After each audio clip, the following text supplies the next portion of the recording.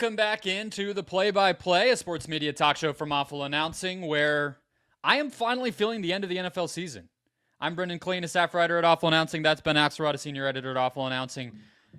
I just like, Ben, that it's this time of year where I don't even hate the NFL, but we get to talk about like 8 things in a week instead of just one. You feel it so much when we get to February where it's like we got a little hockey, we got a little basketball, there's some golf stuff, a documentary we could talk about. How are you liking it? Yeah, same way. That's this week we had, Luka's first game against the Lakers or against the Mavericks.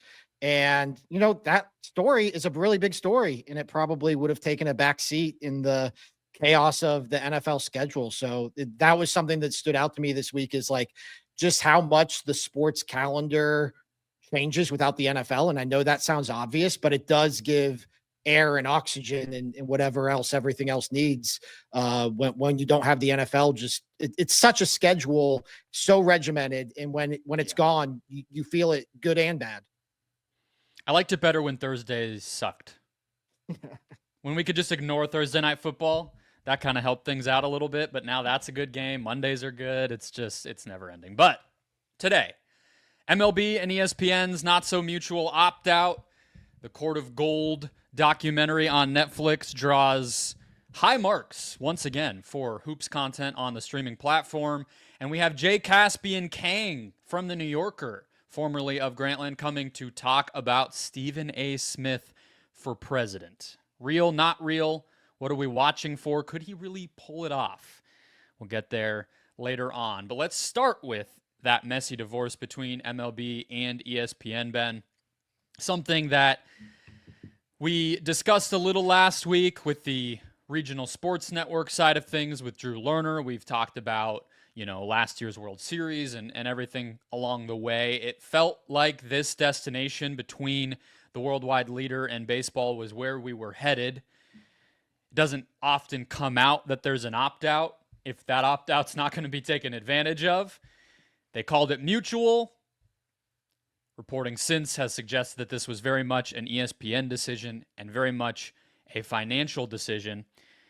The ESPN Plus Game of the Day will end right away. ESPN radio coverage and this regular season wild card and home run derby package will all end after this season. And this could be the end of, baseball and ESPN have been synonymous for a very long time. Very momentous kind of inflection point here. I kind of just want to go on either side of it, baseball and ESPN. But what were your overall reactions as the news finally came out that Rob Manfred's threats, ESPN's leaks, and all this stuff, here we are, and the opt-out happened? Yeah, my initial reaction was, wow, like it's interesting. It's definitely noteworthy that baseball and MLB isn't going to be on ESPN after the 2025 season. It's been on ESPN airwaves since 1990. Sunday Night Baseball is ESPN Sunday night programming for literally half the year, 26 weeks. It's on the air. So like, this is significant. And then as the ensuing reporting came out, like I didn't have any strong takes other than this just kind of makes sense. Like this, ESPN saw the ensuing deals that MLB signed with Roku and Apple and said, well, if you're doing these deals, like we are not getting enough value out of our current deal, paying you $550 million a year. And so they went to $95 million combined between the Roku and Apple packages, which are basically one national window regular season game apiece. Difference between 95 and 550. Is that the value of the home run derby in the wild card round? Yeah, that seems off. That was basically the math, right? And so ESPN went to MLB and said, hey, we either need to renegotiate what we're paying you, or we need more value in the form of midweek games or just some sort of additional value to what we're getting out of this current deal. MLB said, like, no, we're not doing that. That's not how this works. We agreed to a deal. We're not going to just cut revenue, and we're actually willing to maybe even take less because this lets up line up all of our national rights heading into 2028 when the WBD and Fox packages become available. And so, like, I know there's kind of been this blame game more so with MLB blaming ESPN for not, prioritizing MLB programming enough and talking about it during the day shows. And that kind of just seems like MLB's attempt to save face, especially as it goes to negotiate with new partners for 2026 and 2027. But like, I don't think there's a bad guy. I don't think anybody's in the wrong. I think ESPN was right to say we need more out of this value. And if we're not going to get it, like, we're comfortable with our summer programming otherwise, which we can get to in a minute here.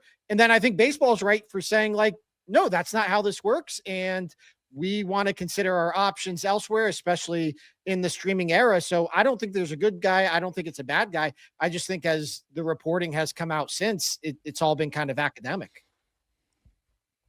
Yeah.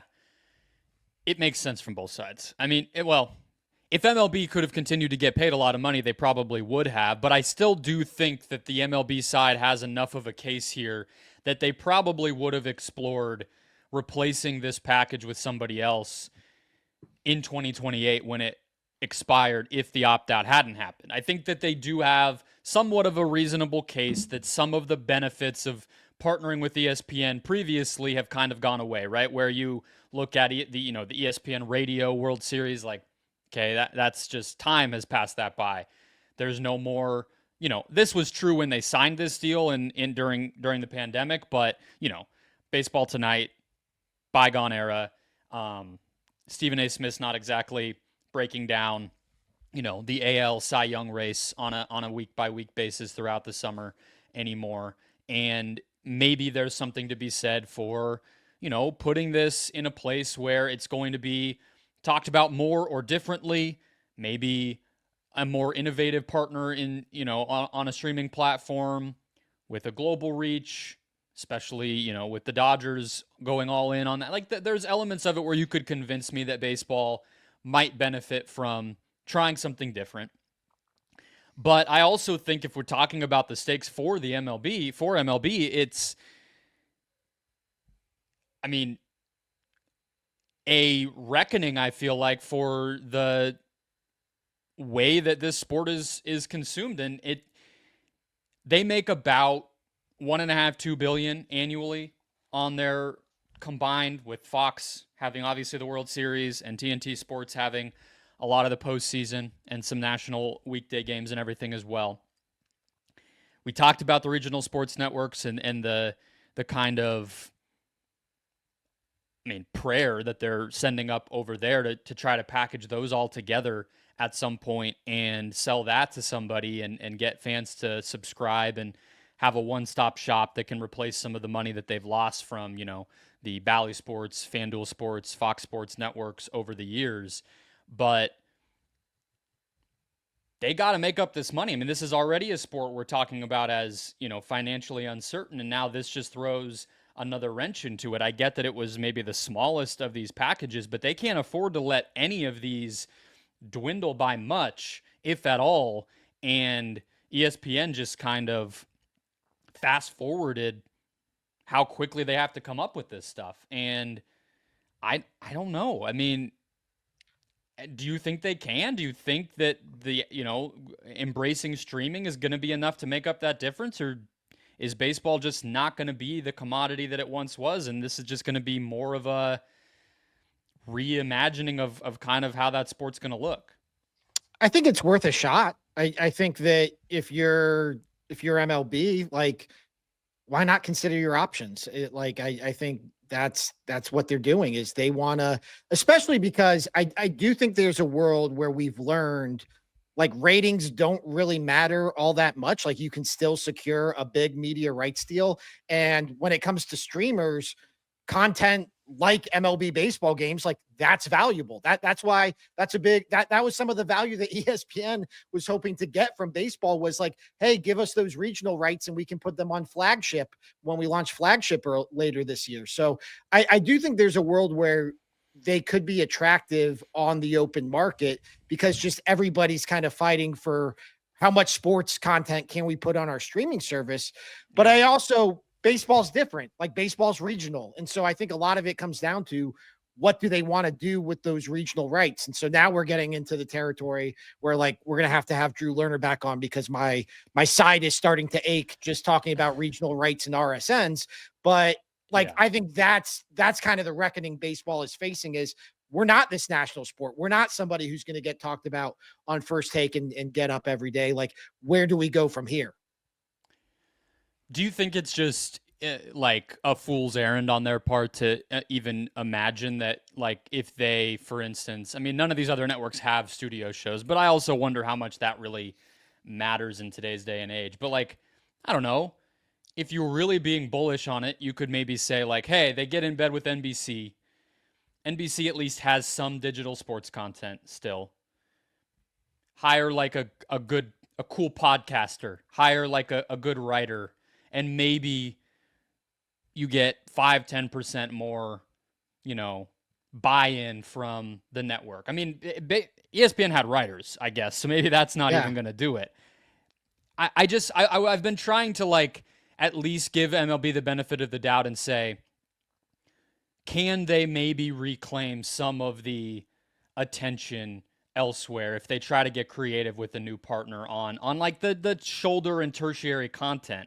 But it feels like we might just be at a point where that just doesn't exist on platform anymore. That just happens elsewhere, and you almost just have to hope and play nice that you can, like, luck into good creators on YouTube, on podcasts that kind of bring people to your sport, but you might not have control of that the way you used to. I think I take issue with the idea that ESPN didn't do enough for baseball from a coverage standpoint, because I don't think the onus is on ESPN to make baseball interesting. I think it's on baseball to make baseball interesting. And I think that, we've talked about the NHL coming back to ESPN or UFC having a rights deal with ESPN. And a part of that value is that they'll cover you, but they don't talk about the NHL every day. They don't talk about UFC every day. They don't talk about anything but football. No, every day. But they are willing, when something like the Four Nations face-off happens, to cover the hell out of it. I mean, I think I don't know how to, like, prove this, but I do think ESPN's coverage leading into that final of US versus Canada in the morning shows probably played a big role in driving that rating and boosting that rating. Yeah. And you could say the same about the way they treat big fights for UFC, but it doesn't mean they're going to talk about those sports every day. And so if I'm baseball, like, what's my version of Four Nations face-off? What's my version of a big UFC fight? And I'm not talking about fixing the All-Star game or anything like that, or the WBC, but, like, what do we do to make ESPN talk about us? Because clearly having a deal with them is not enough. And so I guess going to NBC or going to CBS, like, yeah, maybe they'll give you a studio show, but if your product isn't interesting, it's not going to draw viewers. It's not going to draw those eyeballs you're looking for. So I just, that's my take on that, is it's up to baseball to make itself worth talking about, as opposed to ESPN turning it into a charity case where it has, okay, here's our 10-minute segment dedicated to baseball each day.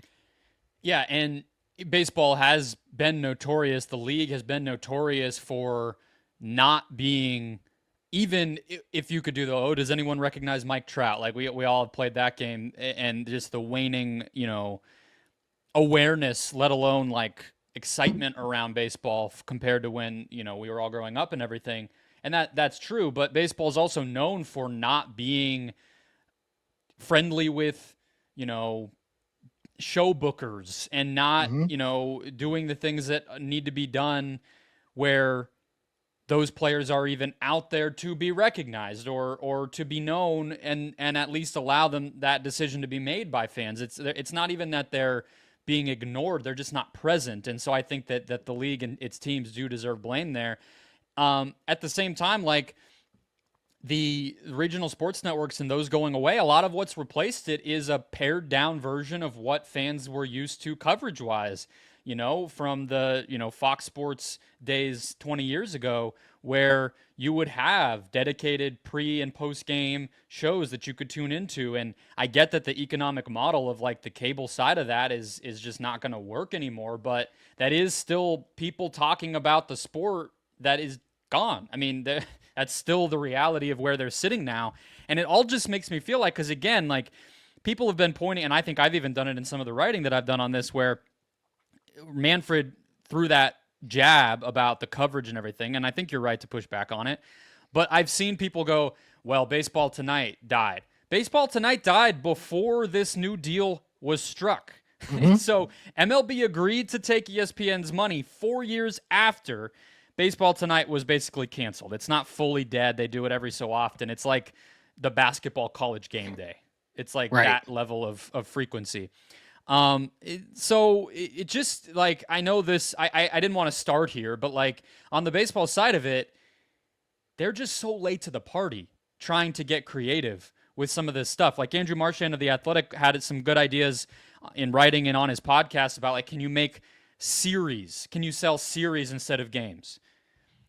Kind of interesting. Could you, just be kind of on the national scale, kill off the equity, the equality of it, and say, well, the Tigers need some games, and just say, no, it's going to be Dodgers, Phillies, Mets, Yankees, whatever, and just be capitalist about it, and like that probably would help. But like 2025 is when we're talking about that. Like, it's crazy to be having these conversations when we've known this problem was there, and them chasing the money in the first place is kind of what got them here, Yeah, no, it all makes sense to me. I don't think like baseball is some victim of any of this. I do think, to take this in kind of a different direction from an ESPN standpoint, one thing that stood out is I wrote something about how will they fill those 26 weeks that are now open on Sunday night, which is like prime real estate. And I think that was a part of the calculus here from ESPN's leverage, was we feel really good about women's basketball, and we'll have. I thought you were going to say more NFL primetime.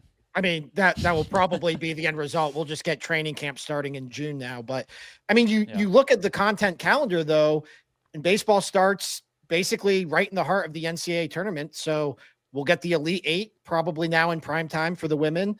I'm sure they'll find a way to get the national title game. That's kind of complicated because it technically has to be on ABC, and ABC doesn't want to preempt network primetime television. That window for the championship game actually feels decent to me. That kind of midday slot. Like I think people kind of associate it now as like it owns that midday, and I wonder if they could just keep it there. But I agree, like all the other stuff bumping it is smart on ESPN, and the WNBA, which is I'm sure where you were going next, is going to slide right in there too once that season starts. Yeah, I mean, you'll probably have the Stanley Cup take you through the Stanley Cup playoffs, take you through June, and then I would imagine I would be stunned at this point if we don't get a Sunday night WNBA showcase now, probably from July through. I mean, they could take it as early as August and finagle the programming there, or they could take it all the way through the WNBA finals, depending on how they want to approach their NFL coverage. But I think that like this is a big vote of confidence for how they feel about women's basketball.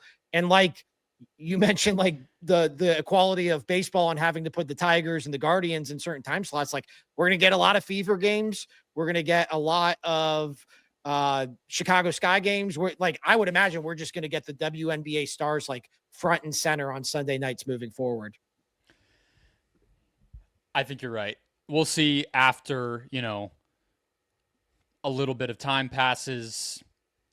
There's not a lot of new rights coming up, so they probably do have to get creative for now, but I think you're right in the meantime. I'm curious what it looks like long term if they try to shuffle anything, but they're getting a steal on both women's college basketball and the WNBA right now, so they might as well milk it and get even more money. And that studio show has gotten really popular, I think, and can actually kind of stand on its own. I feel like ESPN trusts it with the Elle Duncan, Chiney McKay, Andrea Carter. They do both college and W stuff together often. I think that can just work. So they're riding the Caitlin Clark effect, I guess, for sure. And the last thing on the ESPN side is you wrote about the programming stuff, and I know I had sent you a couple articles or notes from different people that I had seen.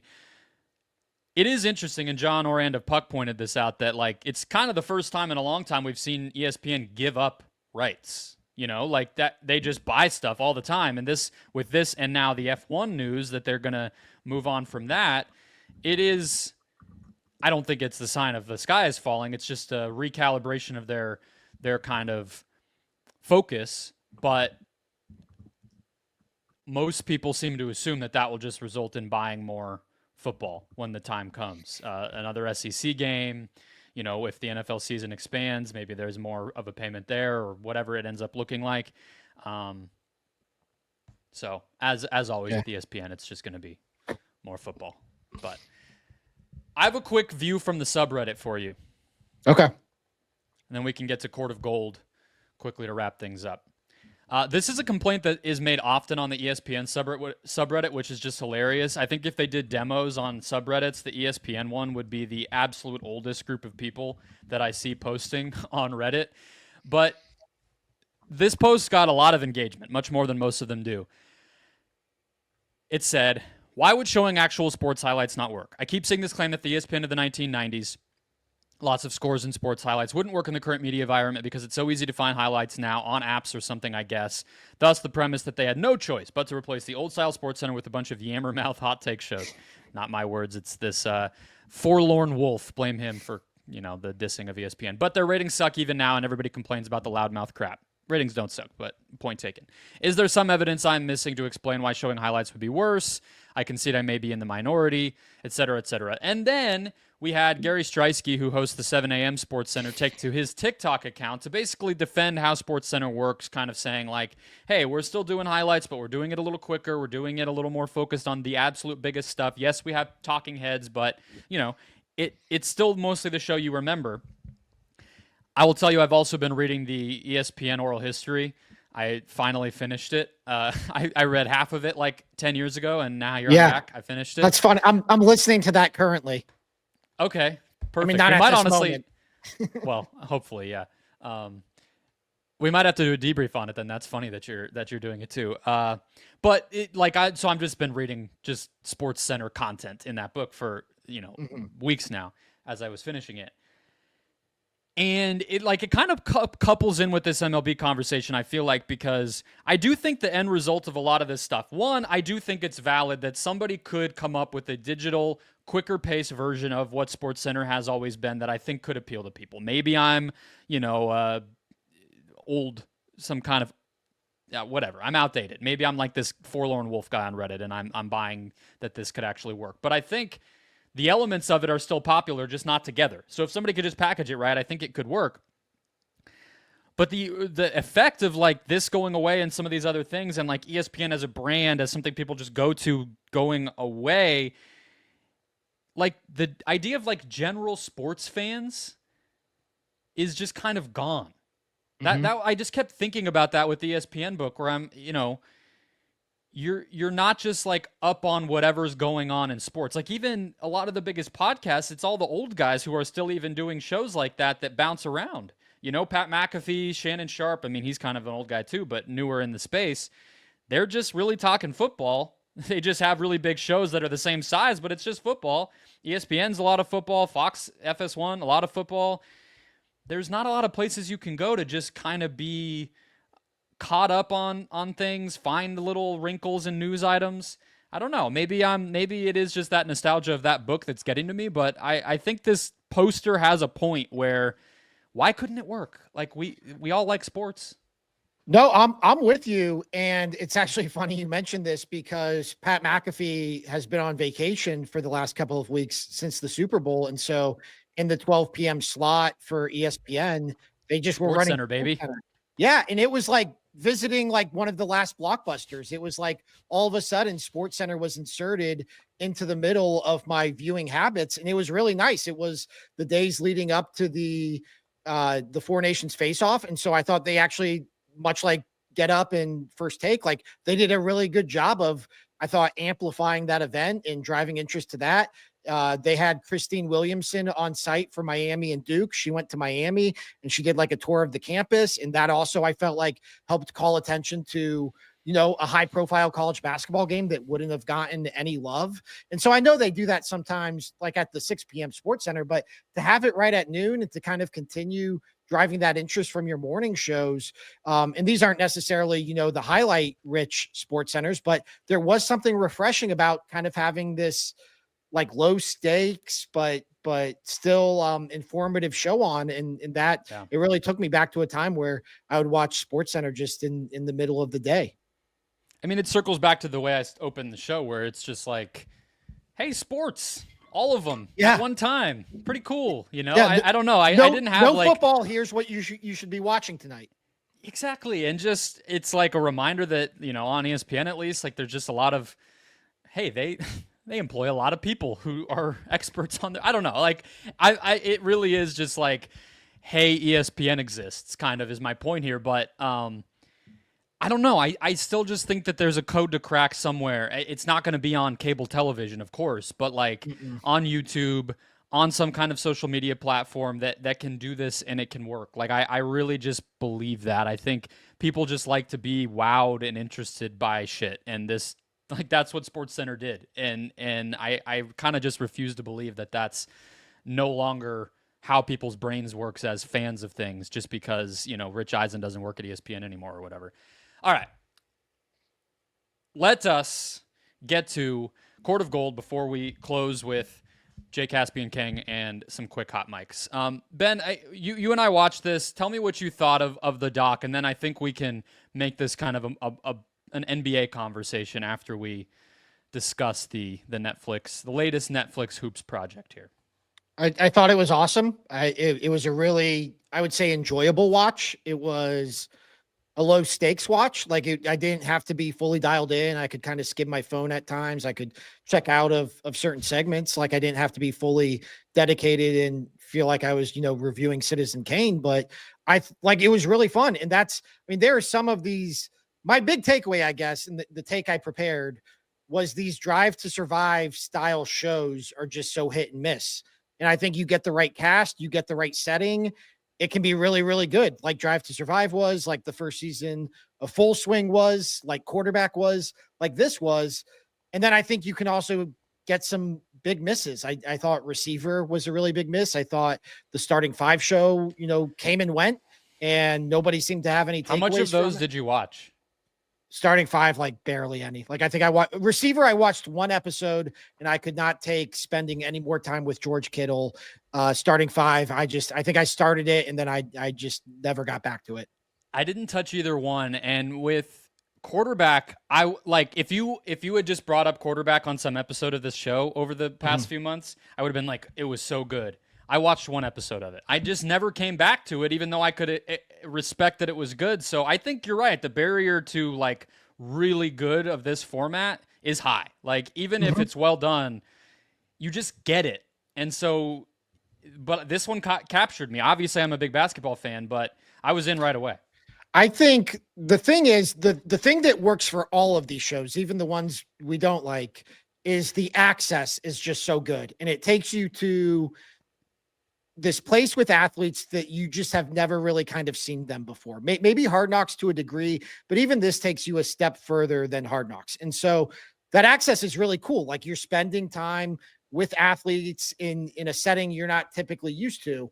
The problem is that only takes you so far. And like a lot of these athletes' lives are actually probably not as exciting once you get past that, like, holy shit moment of spending time with an athlete. And so it's like, how do you, the in-season Hard Knocks this year, I thought was a great example.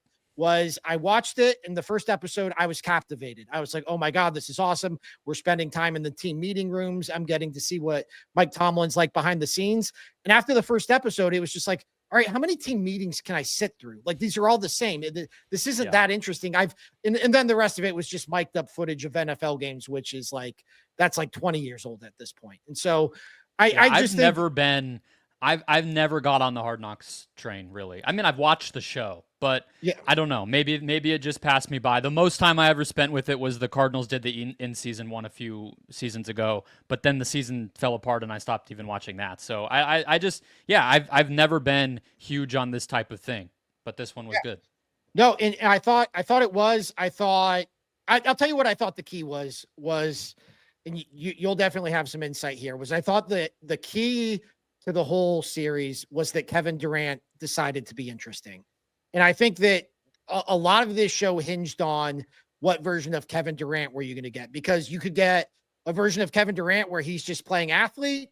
You could get a version of Kevin Durant where he's being insightful, which was the version we got. I just thought it was interesting the way that he embraced it. He decided, like, I'm going to show you what I'm actually like. Whereas you could have easily have just gotten, press conference version of Kevin Durant where it's not going to be as interesting. And I thought the series might have fallen apart had it not been for him deciding to be interesting.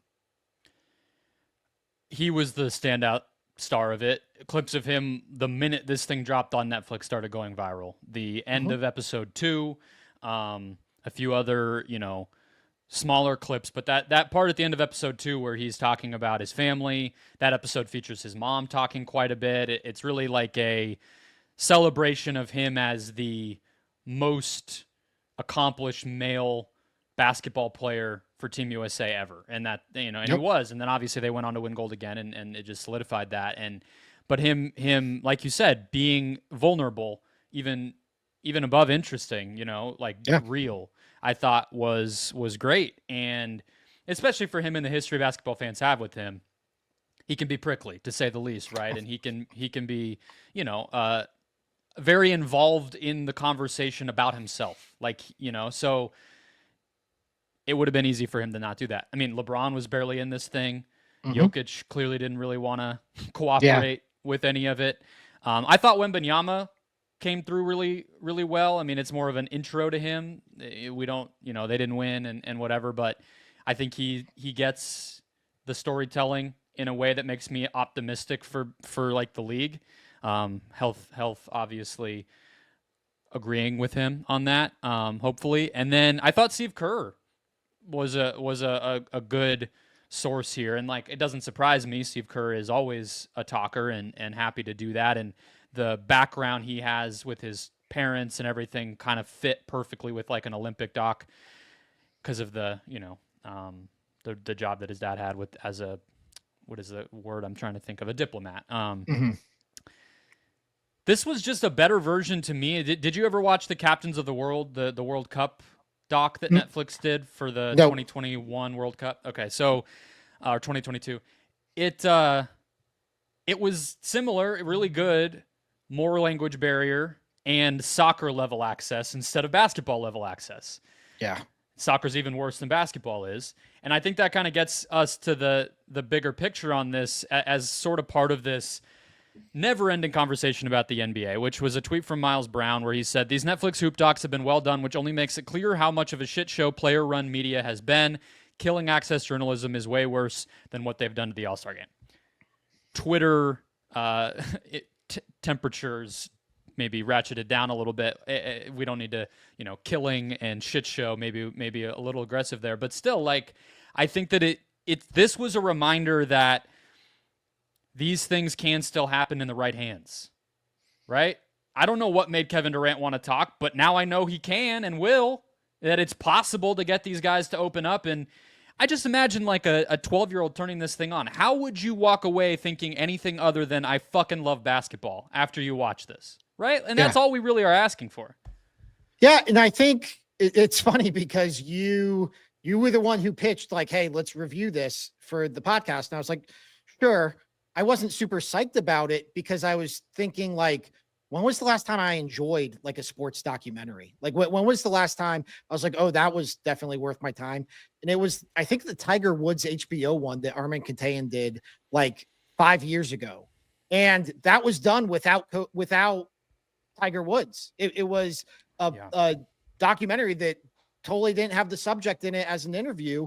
And that, I think that was a real moment in terms of like, all right, you can do your documentary one of two ways. And either the athlete can have full control and put out a puff piece about himself, or you can do it without him. And as good as it might be, you're still missing the primary voice. And so I do think that these series, because this feels like maybe the best we can do. This feels like, okay, this is like a positive series and it has the athletes in it. And you're not going to get a hard look at any of these guys, but you are going to get an inside look at them.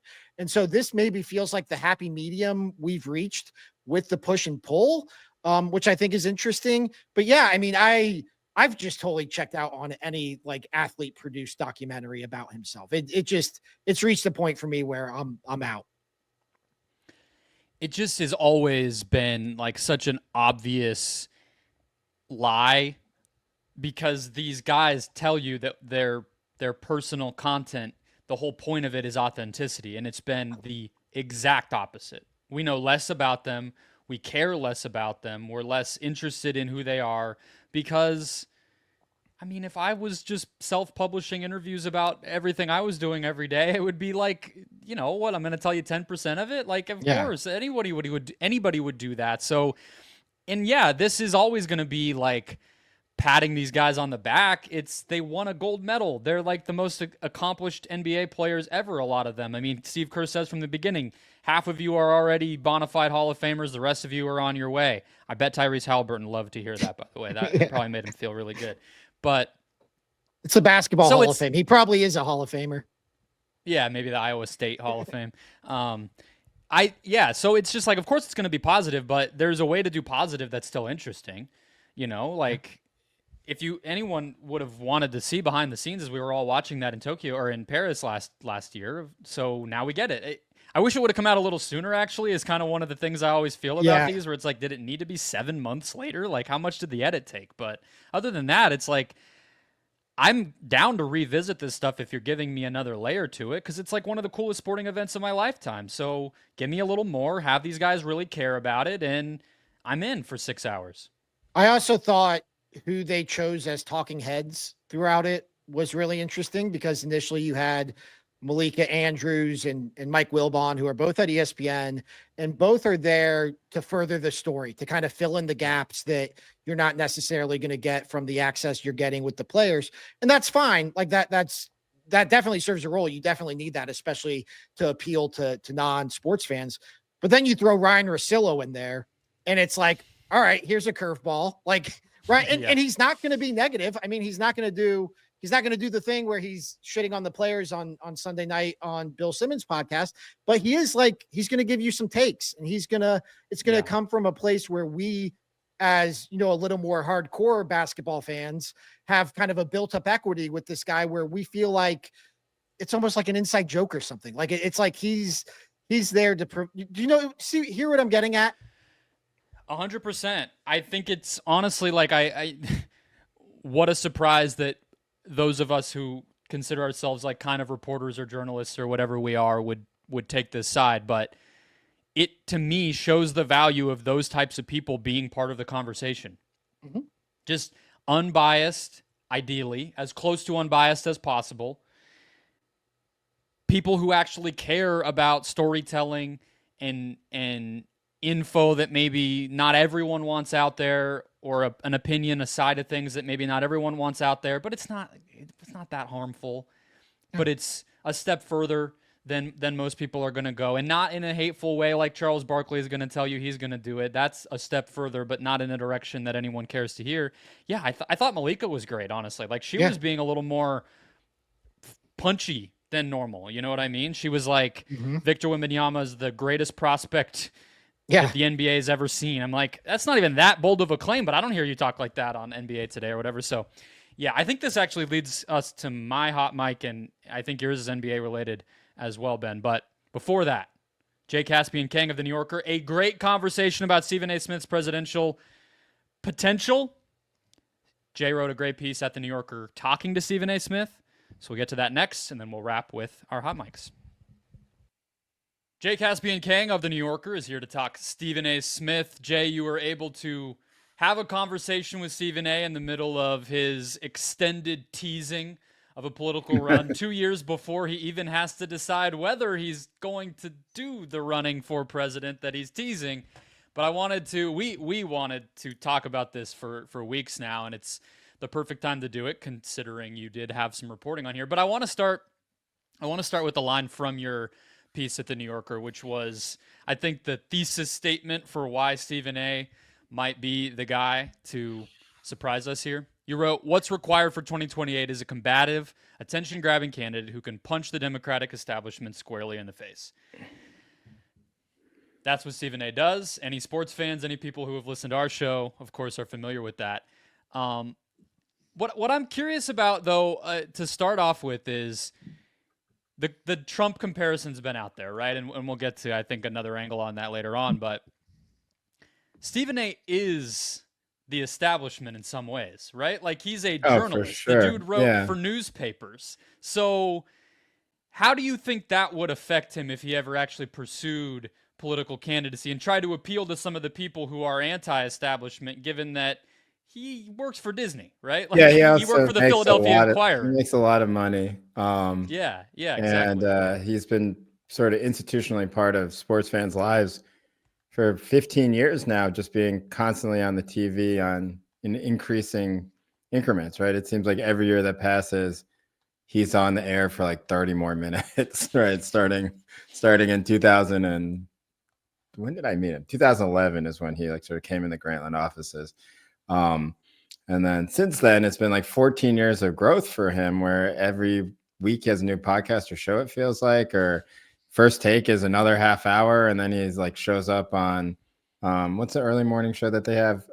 Get Up, right? And then he's doing the NBA, right? So yeah, I think he is institution in that way, but I think that what Trump has shown us is that it doesn't really matter, right? Institution and anti-institution is just about posing yourself as anti-institutional.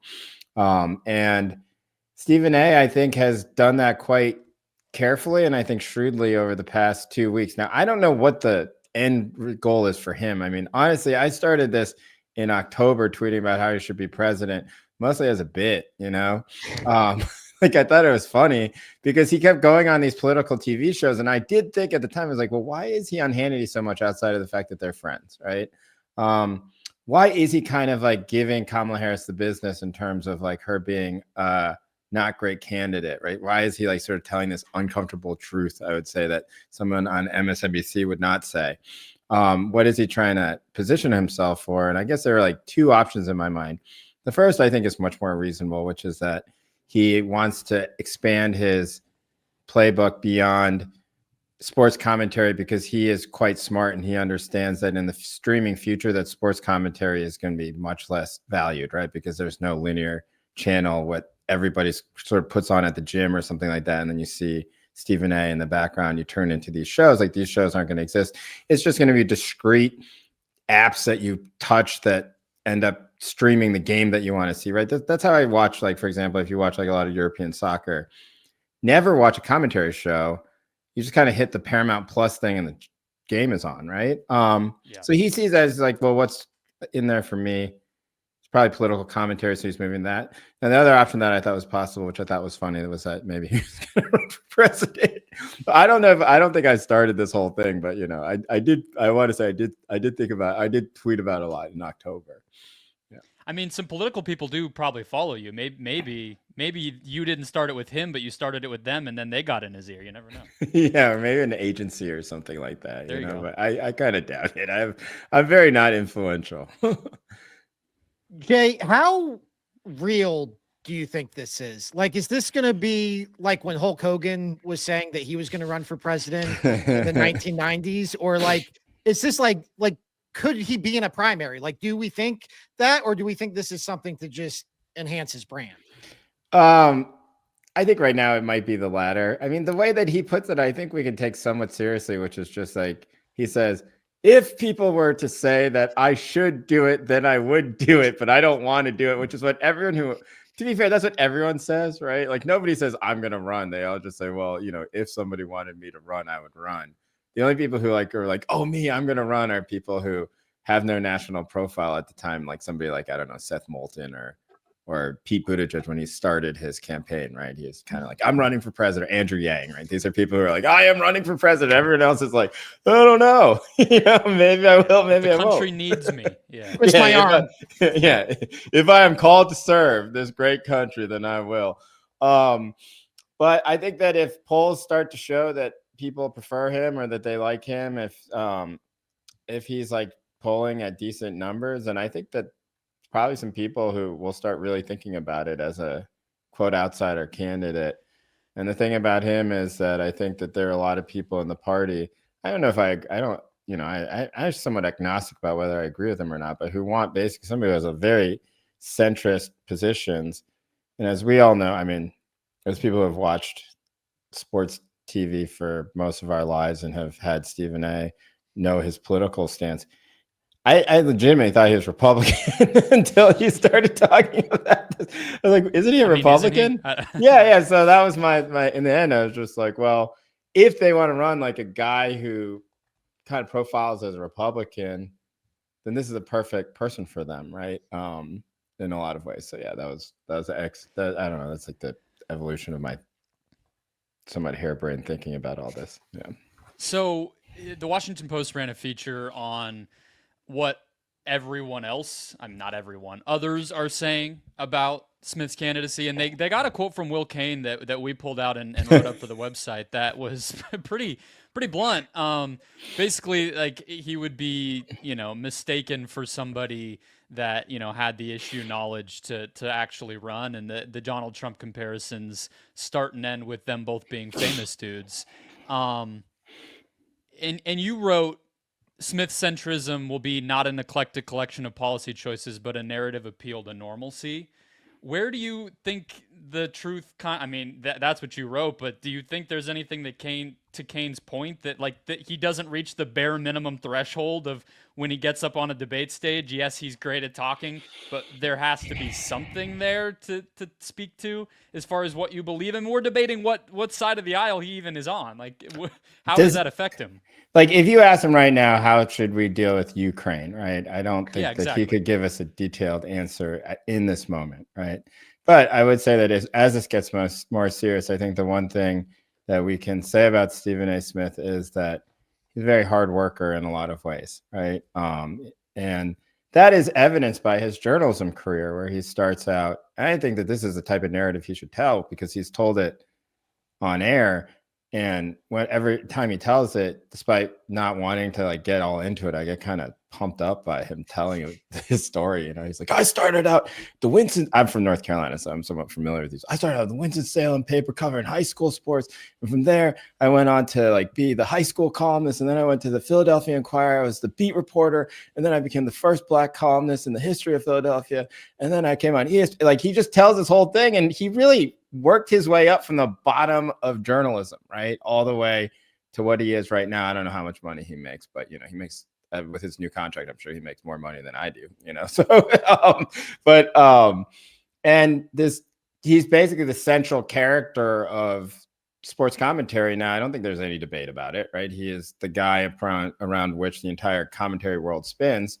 And I think that given that background, that he would probably be able to figure out how to talk about these things in a way, and that maybe he would have gaffes from time to time, like when he doesn't remember that Hunter Henry is on the New England Patriots and not the Chargers, right? That was one of the mistakes. Yeah. Yeah. But I don't think it matters given the precedent that we have right now for knowing shit, right?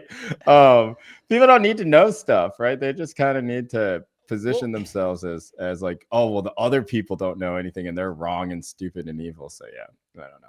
Yeah. I mean, the barrier to entry is low for sure, but I think too, it's interesting to me because the reason I lean maybe where you are, that he'll figure it out, is he says he doesn't know about anything. Yeah. All the time. He'll right. Just say I don't know what the hell's going on in Gaza, whatever, So, and so great. He'll probably, if he ever took this seriously, he'll just get there, or at least try to, and have something to say about everything, if not be, the thought leader on the world stage of every single topic. But it's the word thing just got me. I was I don't know. Okay.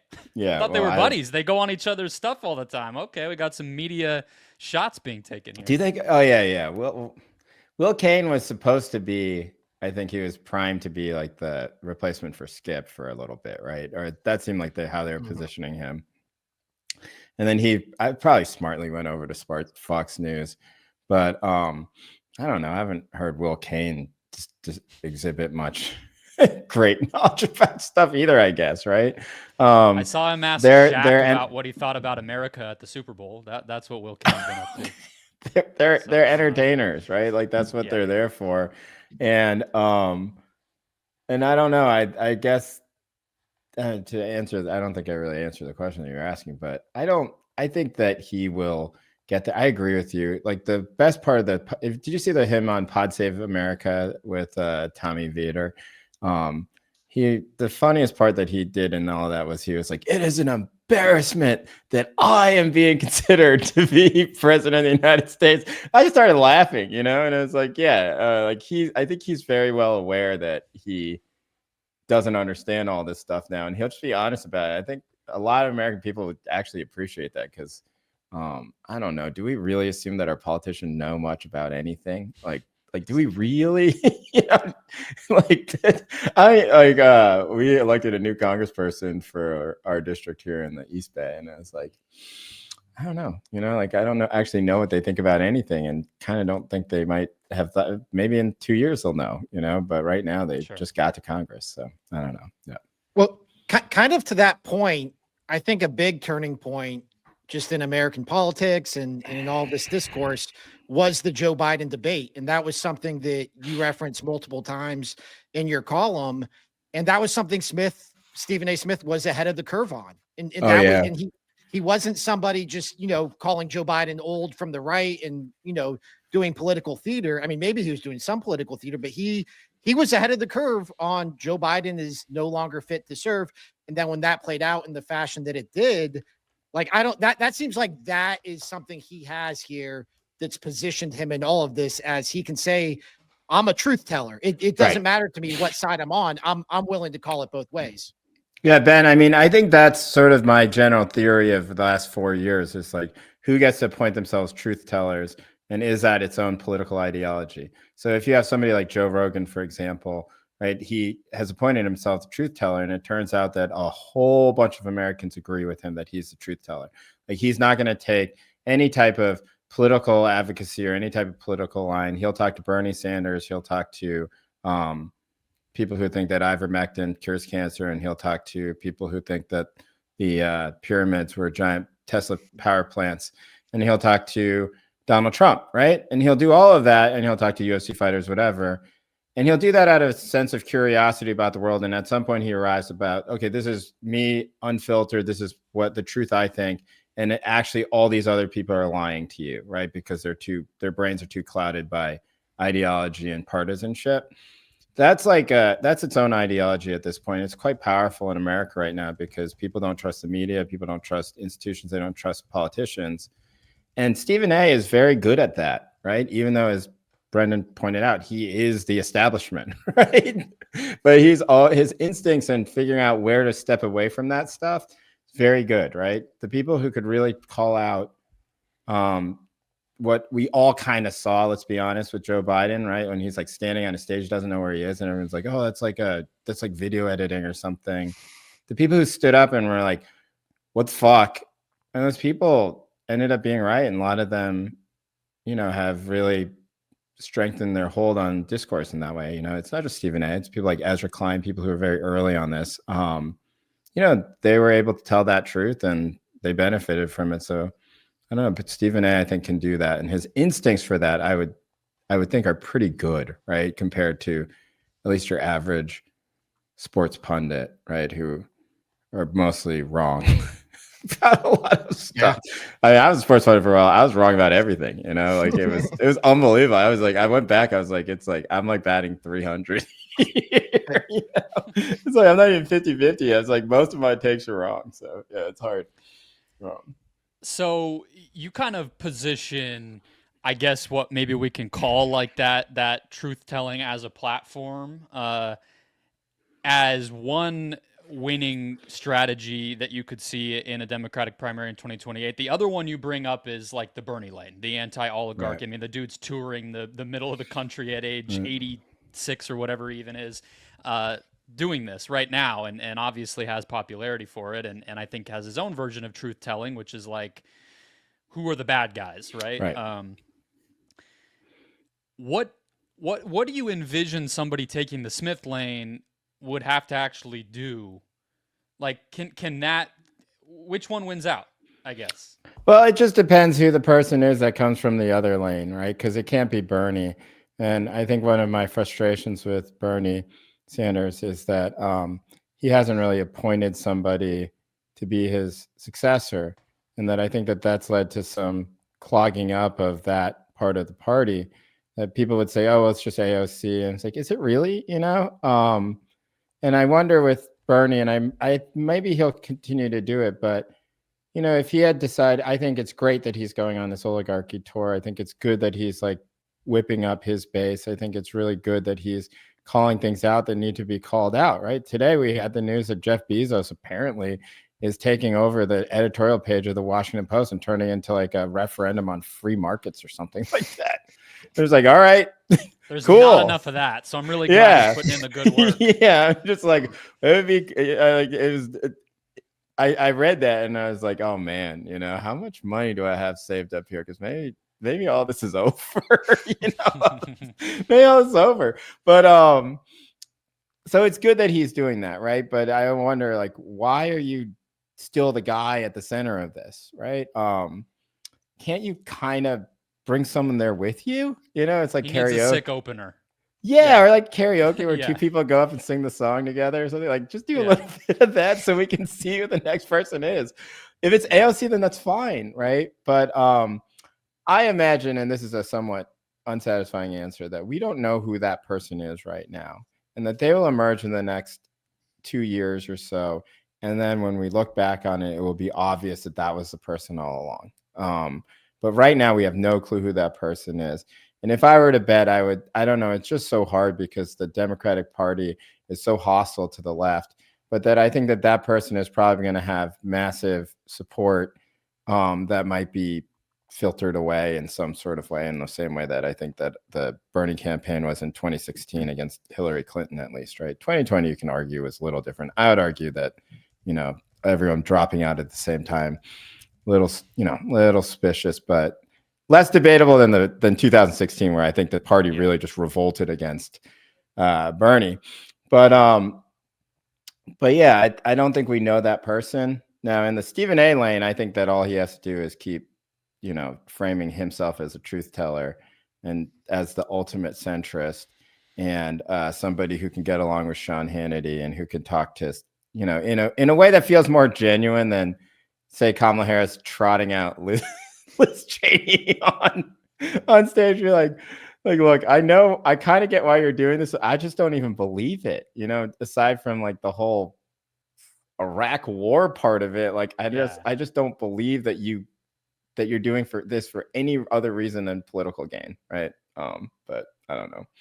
Yeah, I live in Ohio, which has turned very red, but we still have some pretty talented, I'd say, Democratic politicians, but their platform has basically been to just hope voters don't notice that they're Democrats. Yeah, like Tim Ryan. Yeah, exactly. Yeah. Him and Sherrod Brown. That's their whole campaign, is like, I'm a Democrat, but the fun kind. So yeah. Tim Ryan's campaign was mostly like, don't you hate China? I was like, all right, whoa. Yes. Hey, look, do I own a gun? Maybe. Yeah. That was the best part of the Kamala campaign. It's like, I have a Glock. I was like, you. And don't look at the receipt because it was purchased, right when Joe told me I was running. You worked at Grantland. That's where you were at when Stephen A. Smith told you about the free tacos that you referenced in your story. If this happens in a world where Stephen A. Smith becomes president, like Bill Simmons finally becomes sports czar, right? That's finally a thing. Yeah, his dream might come true. I think maybe that works. The Stephen A. cabinet thing, my friend and I were joking about, who he would actually appoint. And I think that it would probably be a lot of sports people. I don't know. I kind of like, I think that at some level though, he would probably be pretty good at deferring a lot of this stuff, but man, yeah, Bill as sports czar would be great. We kind of need a sports czar at this point, I don't know, like a lot of unresolved issues. stuff like, I feel like SportsCenter would do something like, all right, you don't have to like have all of Joel Embiid's contract weigh you down for this whole period of time. Let's think about the greater good here. I hate the Sixers, but it's like, I feel bad for them and their fans. It's like they have Paul George, and it's like, I can't even imagine. I'd just check out. I'd be like, I'm done. Maybe in 6 years we'll have like 3 19-year-olds who are promising. Like that's their best case scenario. So I don't know. Some executive decisions from the federal government might be good. I like how you say there's some serious unresolved issues, and I'm thinking NIL, trans participation, whatever. These real political things, and Joel Embiid, Joel Embiid. I mean, have you seen that contract? I have. Yeah, it feels like Obama's honestly auditioning for whatever that position's going to end up being. I feel like Obama would be a terrible sports star, to be honest. I don't think he would be a good sports star. I think that he would. I think that he's too. I just think that it would basically just be like whatever. It would be kind of like the NBA. It would be like whatever LeBron wants is how I'm going to govern, right? The Saudi league that Maverick Carter's building would just become like a real thing way quicker than it would have otherwise. The overall result of Obama's is that Maverick Carter's thing is Saudi money? It's like the tennis league, like the infusion of money is from Saudi Arabia. It sounds very early, but yes, that's where they're going. And they've made it very clear to anyone who will listen that LeBron is 100% not involved. If anyone's asking, don't ask. He's not involved. That was like, do you remember when Rafa Nadal was doing that stuff for Saudi Arabia, and they were like, he's not actually doing the stuff for Saudi Arabia. And then they went to Rafa Nadal. He's like, Saudi Arabia is, and then they're like, wait, what is going on? He's clearly doing the thing for Saudi Arabia. He just told you he was. But then if you ask, they're like, oh no, it's not a real thing. And you're like, no, it's a real thing. That would be interesting. I remember when Kylian Mbappe was. I don't mean to be like full remember when here, but like when Kylian Mbappe had that proposed Saudi contract, and it was something like $2.3 billion or something, and Giannis did a video being like, I'm ready to go. I'm ready to go. Studying up. Yeah, I mean, listening to this, I feel like sports are in a great place. I actually don't think we need a czar. I think things just continue to trend how they are, and it feels like no notes. Everybody's just living their best life and making exorbitant money from wherever they can get it. I mean, I think unless you're a Sixers fan. Unless you're a Sixers fan. I would also feel like the sports czar could enforce relegation in American soccer, which I think is the one thing that would be quite beneficial. Right? I know the USL is trying to create a competitor league to the MLS, but that would have it. But I don't know. That stuff is always, people are always starting sports leagues, soccer leagues here in the United States. We got one of those teams out here. I've gone like twice, and they move their stadium every year, so I'm not sure how that's going. All right. Thank you so much, Jay. This was great. We will keep tabs. I mean, the whole country will keep tabs on this story and Stephen A's potential candidacy that right now is really just a big troll job on all of us to keep paying attention to him. We'll see where that goes. I'm sure you'll continue to cover it at the New Yorker. Ben and I will wrap the show in just one moment. Thank you to Jay. Thank you. All right, closing out the show, hot mic of the week, something that caught Ben and I's attention. We liked, we disliked. Maybe we just want to talk about a little bit more from the world of sports media. Ben, kick us off. Yeah, this honestly could have been one of our topics today, and it got booted to hot mic. So it was kind of a busy week in the sports media world. But mine is Richard Jefferson finally getting the call that he's going to call the NBA Finals as a part of ESPN's top NBA team, along with Doris, Burke, and Mike Breen. I think this might be the first victory lap I get to take on the show, because I believe when we talked about the revolving door of ESPN's top team and the tryout approach that they were taking, Richard Jefferson was my pick for who it would ultimately be. Not too big of a victory lap, because I thought he was always the most obvious candidate. And it seemed like it'd be interesting to learn like how this actually went down, because it seemed like a lot of them not wanting to just hand it over to Richard Jefferson was a matter of his contract coming up after this. And so I also think it's out there that ESPN probably wants a bigger name, and this is far from a permanent solution. This is, they're going to do it for this year. And then maybe next year it's going to be a fourth different team for the fourth time in 4 years. And so, but for now it's going to be Richard Jefferson. I tend to think he's going to wind up being the long-term replacement, unless ESPN hires Dwayne Wade or somebody who brings a little more buzz with their name. But it was just really interesting the way that Richard Jefferson was always had the inside track. And then lo and behold, he ultimately winds up getting the gig. It was a no-brainer. He's exactly the type of person that you can see working at ESPN for the next 30 years. Like, and I think that these networks sometimes overthink it with the names. I mean, we just spent 6 months talking about Tom Brady, right? Like, oftentimes it is these guys. Like, I suppose that Mark Jackson is theoretically more famous than Richard Jefferson. He was a better player. He played for the Knicks, but it's not like my mom doesn't know who Mark Jackson is. No. So, Jeff Van Gundy, okay, yeah, he coached the Knicks, great. No one really cared about him as a superstar celebrity. He just became great at doing color commentary on NBA games. And then that actually is probably how most people would know him. And I think that ends up being more often than not what happens here. Jefferson works hard. He has great chemistry with everybody that he ever works with, whether it's Kendrick Perkins in the studio, or it's Ryan Rocco, Mike Breen, Doris Burke, JJ Redick, whatever.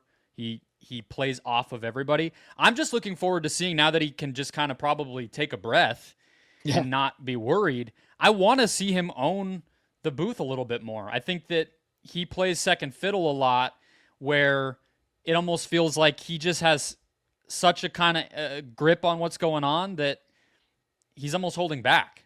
I get, being deferential to Doris and everything, and Breen's the star and whatever, but tell us what you're thinking. I think he's obviously smart. He's a journeyman. He's played in the league a long time. Like, I actually want to see more Richard Jefferson now that he's in here.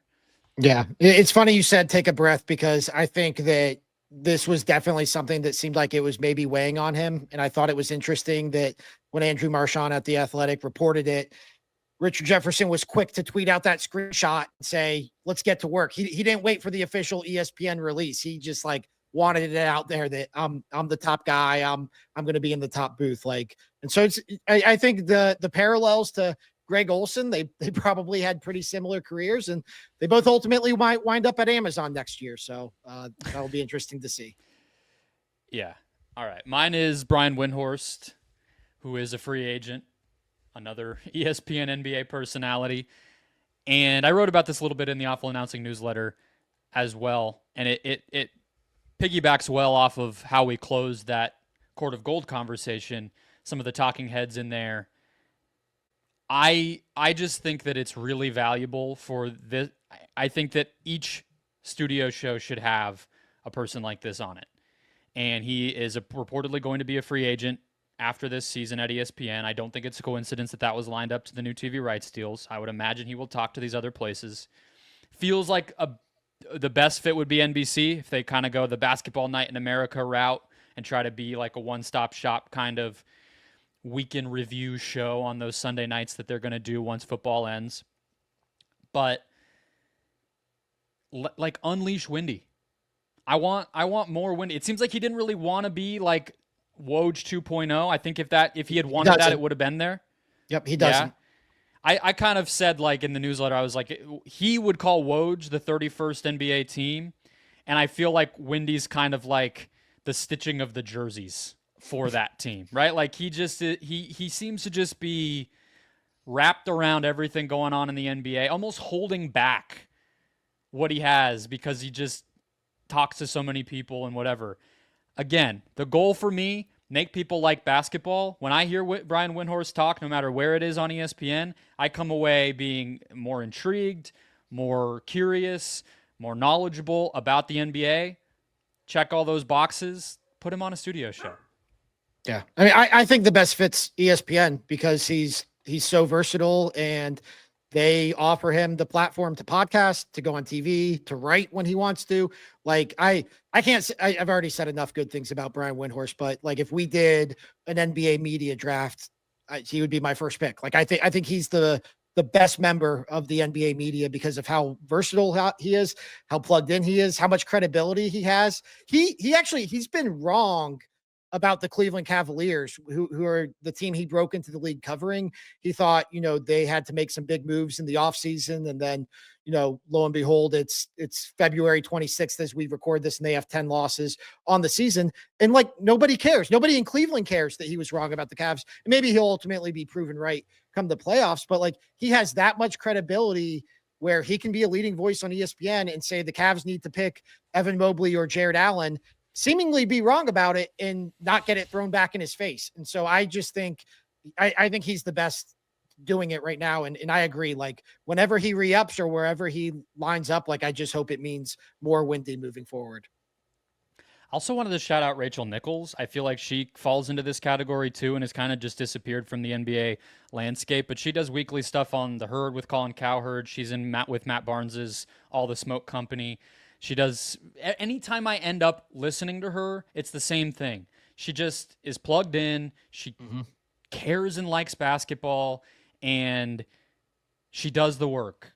She's doing, they played something recently on one of her platforms. Well, I think it was social media. She posted a few where she was asking guys about the idea of a one-on-one all-star tournament or tournament at the all-star game. And it's I don't know, it sounds so basic, but that's cool. I was curious. I clicked, it's just, I think it doesn't need to be overthought a lot of the time, but I just wish the people who did it the best were maybe, lifted up. I know Rachel left ESPN on terms that we don't need to cover right now, but I hope that people like that land in these places too, not just the Carmelo Anthonys and Dirk Nowitzkis of the world, I guess is my point. Yeah.